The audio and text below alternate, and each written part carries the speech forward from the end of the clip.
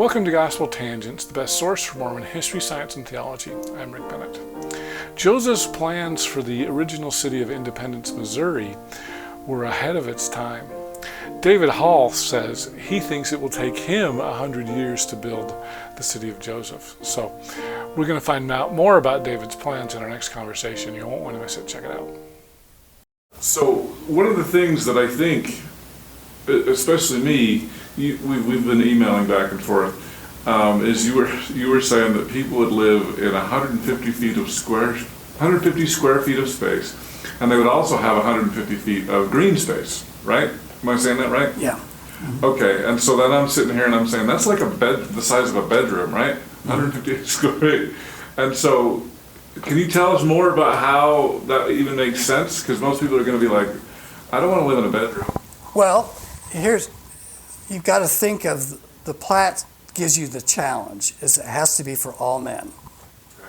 Now this is in the future, right? So if you take the world projections on population, most statisticians estimate that we'll end up at about 15 billion people and taper off. So that's double where we're at now. So if you have to provide a excellent economy and a Zion-like society to 15 billion people, you cannot have single-family homes. It doesn't scale. There's no way to do it. There's not enough raw materials, there's not enough cars, there's not enough roads, there's not enough area. We'll totally wreck the world for sure if we all stick to our existing single-family home concept. With a third acre, yeah.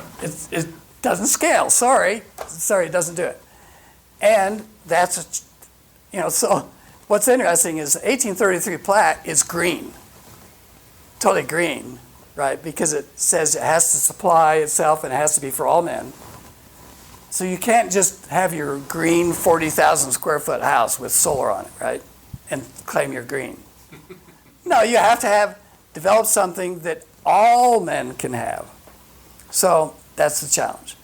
If you take the economies of the world, add up all the GDP for the whole thing, divide it by the 7 billion people, that gives you a certain amount that you have that you've got to do everything with. That's what we do. So you won't see us do anything that is, supporting single-family homes or the big cars or anything like that. You won't see us working on those things. Because everything we try and do, we want to be able to scale to everybody. And 150 square feet is what we figured out. So people like to have more space than that, really. So you've got to figure out how to make it adapt to 8 rooms. As you're just moving around, you don't even have to move, right?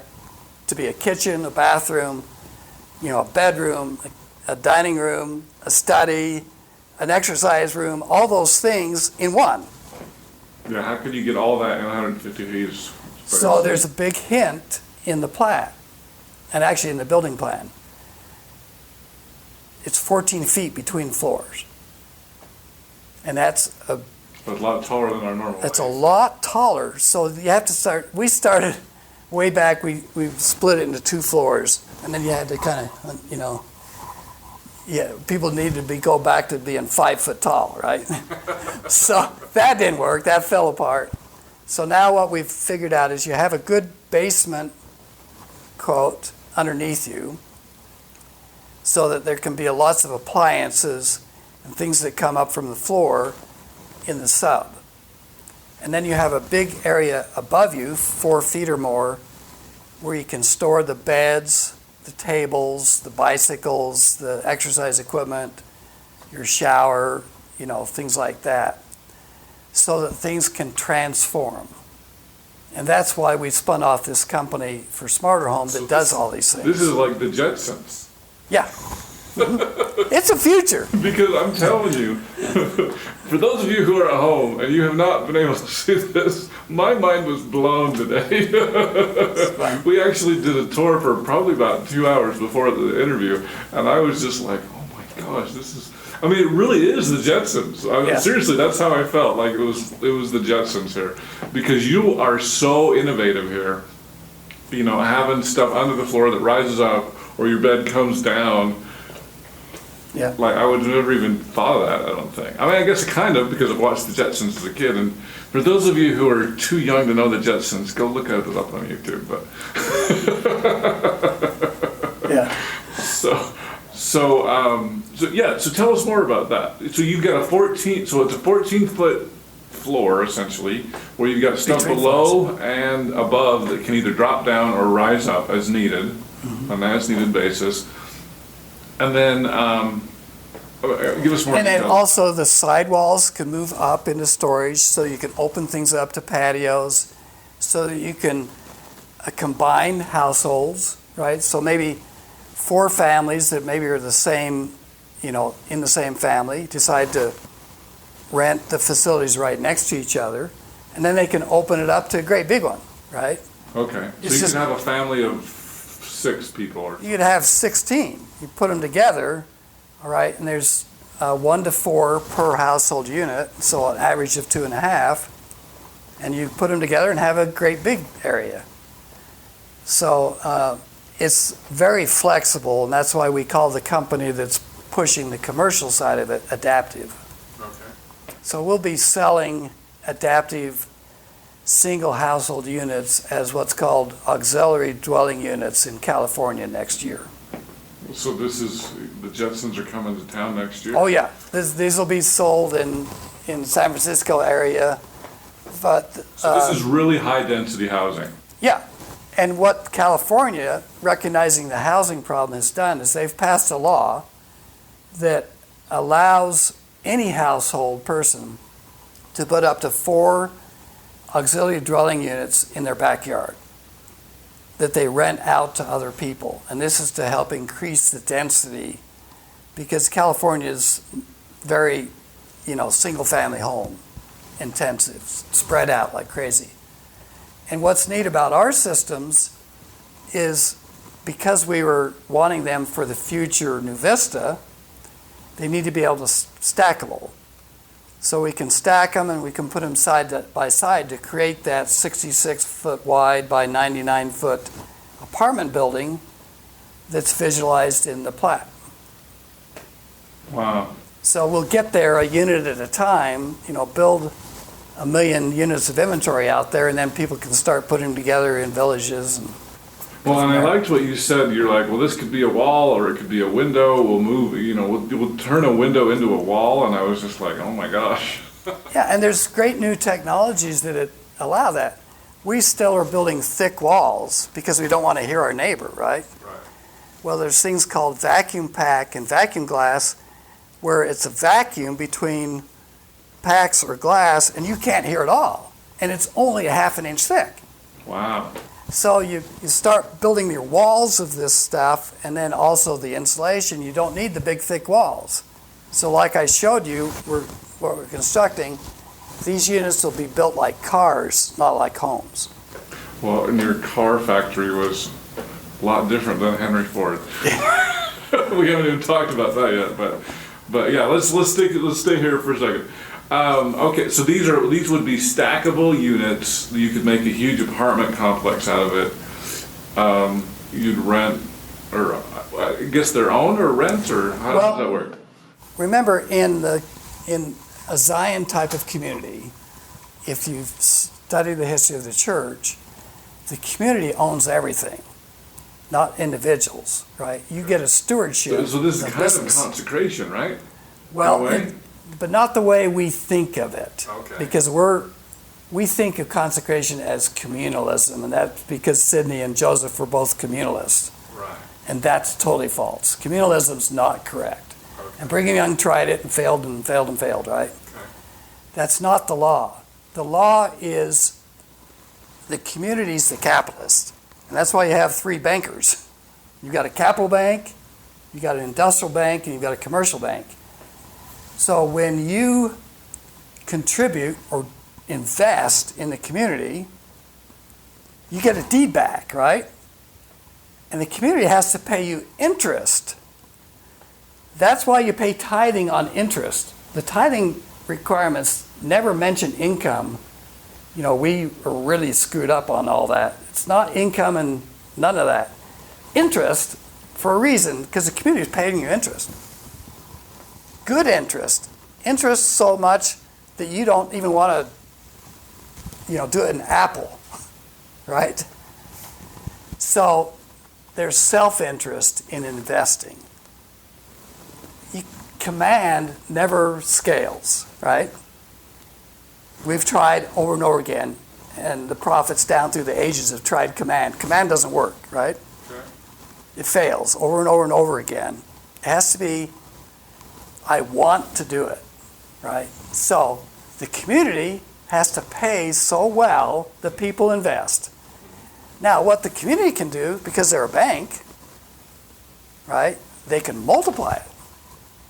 And that's just standard banking. Multiply by at least 10, maybe 20, maybe 30. If you're efficient enough because of your 480 servants, you can go to 100 like the Lord commands. He commands us to do 100-fold. So you take $20,000 and make it $200,000. Now you can give loans back to the stewards who own businesses. And that's what they own. And they rent all of the assets, including their business assets. So the community is this huge capitalist, but it's not a communalist, because a communalist takes the $20,000 and divides it up and gives you a little bit and this guy a little bit. Well, you have to multiply. And it's all in there, but Joseph Smith didn't understand that. He didn't have a chance. Okay. And Sidney Rigdon was a communalist, so all he knew is let's collect money and divide, right? Okay, so this what I'm hearing, and please correct me, is that this is kind of a self-sustaining, self-growing. The money stays in the community. One of the things that I noticed in there on your map was you had different industrial centers on each of the four corners. Is that right? Yeah. So so the money stays in the community. It's not going to outside the community. And if it might go to the 50 communities in the nest, because there's 50 communities together. That's where the Council of 50 comes in. So there's 50 communities together that creates 5 million people and a multiple $100 billion economy. You don't need gigafactories. Right, so you don't have to go to China anymore. You don't have to go to Asia. You're really very independent. We're building our own cars, our own washing machines, our own everything. Right, but it's not this small little rural community. Those 50 communities together, that's only 12 miles by 12 miles. And so this is what I love, because talk about somebody who thinks outside the box. How do you get food for 100,000 people in such a small area, and cars and everything? I also mentioned to you, especially we're in an age of COVID, how do you prevent people from getting sick? Yeah. And in fact, go ahead and tell us what that answer was. Okay, so let's start with transportation. If your core community that you're living in is only a mile, even though it's the English mile, which is 1.2 miles, okay. 6,330, you can walk that. So you've got 100,000 people, totally walkable. So you don't need as many cars. In fact, they're not allowed in the community at all, only in the easement freeways. Okay. No car, no truck. You don't own a car or truck, the community does, and you rent, and there's rental centers. That's going to upset a lot of capitalists, I would say. No, because everybody has a business and they get loans for the business. Everybody is much more wealthy than we are because of the productivity of the system. I hope you enjoyed our conversation with David Hall, chairman of Hall Labs. In our next conversation, we're going to talk about baptismal fonts and endowment rooms that Joseph envisioned to be used in a multipurpose temple. Yeah, there's 24 baptismal fonts. You don't have it hang up, it was an architect's idea to have it on cattle, right? That wasn't part of a vision. To have it on cattle, what do you mean? Well, you know, the baptismal font on a bunch of... Oh, yeah. Yeah, you're talking about the... Yeah, when we centralize one fancy baptismal font, you're just asking for a bottleneck, right? Come on. Well, I know the Salt Lake Temple is going to have 2 fonts to finally... Big deal. Every one of these buildings has 24. And they've got bigger endowment rooms or smaller. They can be divided. I mean, one of the specs, and you see it in the Kirtland Temple, it has to be able to be divided, right? So it can be a full, half, quarter, 8, or 12. Right.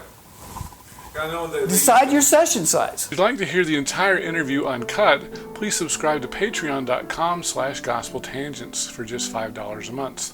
Patreon is spelled patreon.com/GospelTangents. If you'd like to watch the entire video, you can subscribe at YouTube, Patreon, or on my website at GospelTangents.com and click the yellow subscribe button for just $8 a month. PDF transcripts are just $10 a month, and you can get those on patreon.com/GospelTangents or on my website. I'll send those to you as soon as I've finished completing it. If you'd like to get a paperback and PDF, just subscribe for $20 a month at either Patreon or on my website. Individual paperbacks are available at Amazon.com. Just do a search for Gospel Tangents interview, and you can find all of our past interviews there. Show your Gospel Tangents pride by purchasing a t-shirt on our website at gospeltangents.com/shop. Subscribe on Apple Podcasts at tinyurl.com/gospeltangents. You can get our latest updates by friending me at Facebook, or you can also follow our page at facebook.com/gospeltangents. Become an insider and you can see the newest videos. Follow us on Twitter at GospelTangents. Click here to subscribe, here for a transcript, and over here we've got some of our great videos. Thanks again.